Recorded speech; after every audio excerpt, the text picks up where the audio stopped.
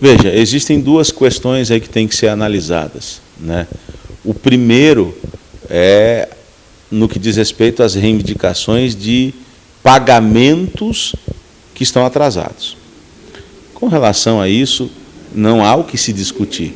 O Estado tem que pagar, é uma obrigação, em hipótese alguma a gente pode entender como razoável que pagamentos de abonos salariais, de gratificações ou de qualquer tipo de débito não seja realizado.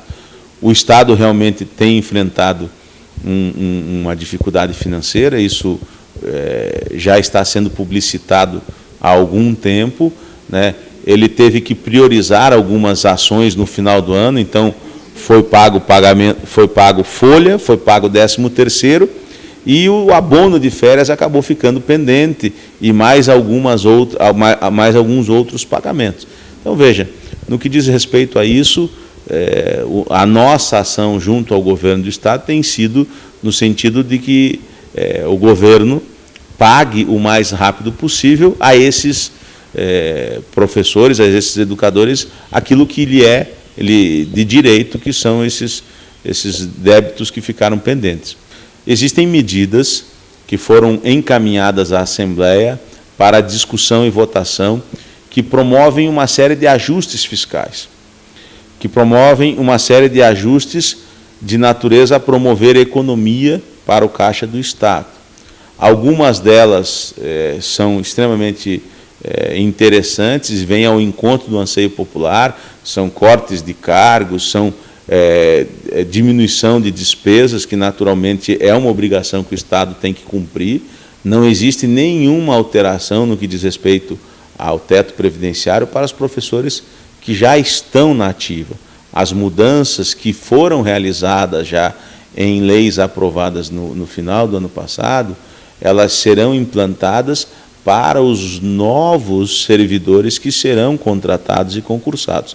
Então, aqueles que estão não terão em aspecto nenhum afetado os seus direitos já garantidos. Os deputados receberam o projeto na última quarta-feira, ele começa a tramitar na Assembleia na próxima segunda-feira, e a gente ainda está estudando o projeto, eu ainda estarei lendo com bastante atenção o projeto ao longo desse final de semana, para que a gente possa realmente entender todos os detalhes e poder discutir melhor todas essas questões, inclusive com os próprios professores, com todos os servidores públicos que estarão sendo, de alguma forma, alcançados por essas propostas que estão sendo analisadas na Assembleia.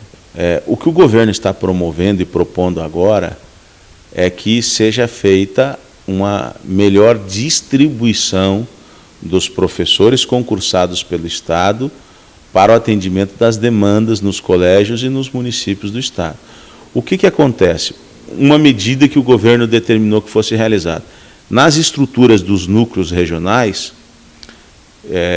todo o processo administrativo, todo aquele funcionamento burocrático é feito por professores.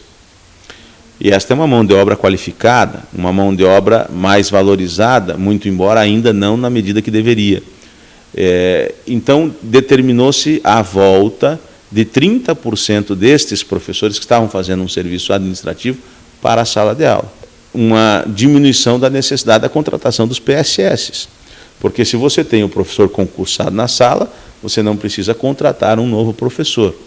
Outra proposta que está sendo realizada é que as turmas tenham um número mínimo de alunos, porque acontece em alguns lugares de terem 2 turmas da 7ª série no mesmo turno, cada uma com 10 alunos.